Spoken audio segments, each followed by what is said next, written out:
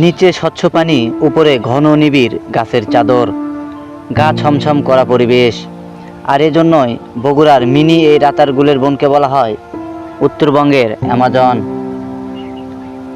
প্রকৃতি যতটা নিষ্ঠুর, ততটা মায়াবী, ততটা প্রেমময়ী। ভাটির দেশ বাংলাদেশে প্রাকৃতিক সৌন্দর্যের অভাব নেই, তেমনি প্রকৃতির প্রেমী মানুষেরও অভাব নেই। সম্মানিত দর্শক মণ্ডলী, আজকে আমরা বন্ধু বান্ধব বড় ভাই মিলে বের হয়েছি প্রাকৃতিক সৌন্দর্য উপভোগ করতে। আজ আমাদের গন্তব্য নন্দীগ্রাম উপজেলার বুরুল ইউনিয়নের মুরাদপুর বাজার সংলগ্ন ভদ্রাবতী নদী। আমাদের গাড়ি বহরে যারা আছেন তাদেরকে একটু পরিচয় করে দিই। সামনে থেকে চশমা পরিহিত ব্যক্তিটি শাহরুখ খান খ্যাত আমাদের সবার প্রিয় সুমন ভাই। পিছনে যিনি বসে আছেন তাকে আপনারা সবাই চেনেন। অত্র এলাকার কয়েকজন ফেমাস ব্যক্তিদের মধ্যে প্রথম সারির একজন তাজনুর ভাই। এরপর সামনে সৈনিক সোহেল, পেছনে ইলেকট্রিশিয়ান সজীব। এরপর সামনে চশমা পরিহিত তহিদুল ইসলাম কাফি। গ্রামের কয়েকজন শিক্ষিত ছেলেদের মধ্যে কাফি প্রথম সারির একজন। পিছনে বসে আছে আমাদের রেমিকো ম্যান মুক্তাদি ভাই। এরপর সামনে অ্যাডভোকেট আরিফুল ইসলাম, তিনি অনেক ব্যস্ততার মাঝেও আমাদেরকে সময় দিয়েছেন, আমরা অনেক কৃতজ্ঞ। পিছনে প্রেমিক পুরুষ মেহেদি। আর আমি বসে আছি অনেস্ট ম্যান ইকবাল ভাইয়ের গাড়িতে। বিভিন্ন জায়গা দিয়ে মুরাদপুর যাওয়া যায়। আমরা জামাদার পুকুর হয়ে নন্দহ খাংসর গ্রামের ভেতর দিয়ে মুরাদপুর যাচ্ছি।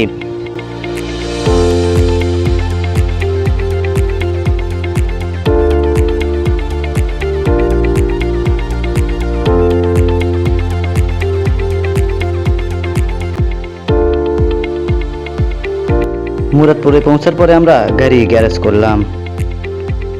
আমরা আসার সাথে সাথে একটি নৌকা দর্শনার্থীদেরকে নিয়ে সোয়াম ফরেস্ট বা রাতারগুলের বনে প্রবেশ করলো। আমরা অল্প কিছুক্ষণ অপেক্ষা করলাম।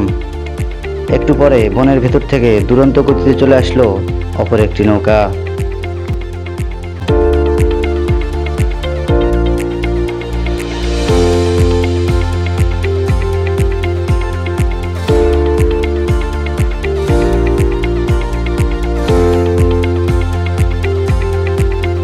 নদীতে পানি কম থাকায় দর্শনার্থীদের সংখ্যা কম, তাই আমরা অল্প টাকা দিয়েই এই নৌকাটি ভাড়া নিতে পারছি।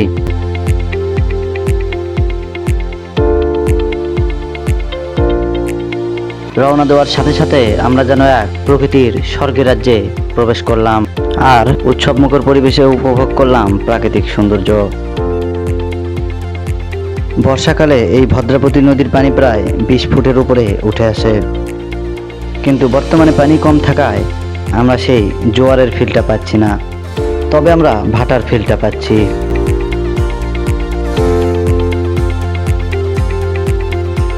এই অঞ্চলের মানুষ অত্যন্ত মিশুক। এই নদী পাড়ের মানুষ ছোট্ট এই নদীর সাথে তাদের দৈনন্দিন জীবন ভাগাভাগি করে বেঁচে আছে। অনেক মানুষ রয়েছে যারা এই ভদ্রাবতী নদী থেকে মাছ শিকার করে তাদের জীবিকা নির্বাহ করে।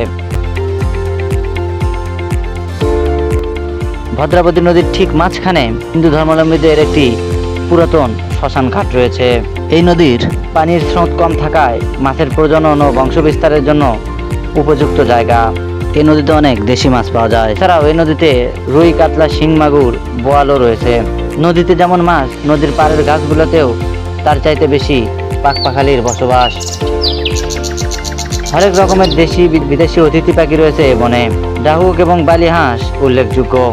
এছাড়াও বন্য প্রাণীদের মধ্যে রয়েছে বন বিড়াল, শিয়াল, বেজি সহ বিষধর সাপ। চিকন সরু এই ভদ্রাবতী নদী বগুড়ার ধনুট উপজেলায় যে বাঙ্গালী নদীর সাথে মিলিত হয়েছে। এরপর পদ্মা নদী হয়ে বঙ্গোপসাগরে পতিত হয়েছে।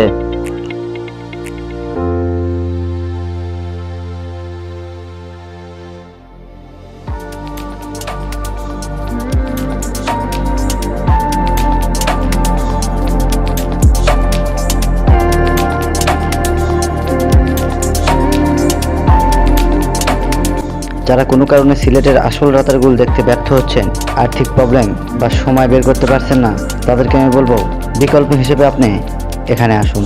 মুরাদপুরের এই সোয়াম ফরেস্ট বা রাতারগুল বন সিলেটের চাইতে কোনো অংশে কম নয়। নিরিবিলি পরিবেশ, একদম প্রাকৃতিক সৌন্দর্য, মনোমুগ্ধকর।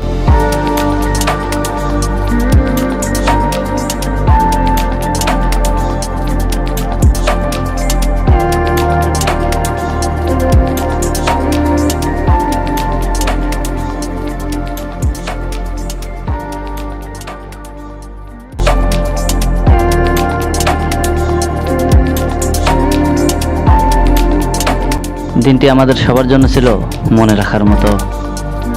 এতক্ষণ ভিডিওটি দেখার জন্য সবাইকে অসংখ্য ধন্যবাদ। সবাই ভালো থাকবেন, সুস্থ থাকবেন। আল্লাহ হাফেজ।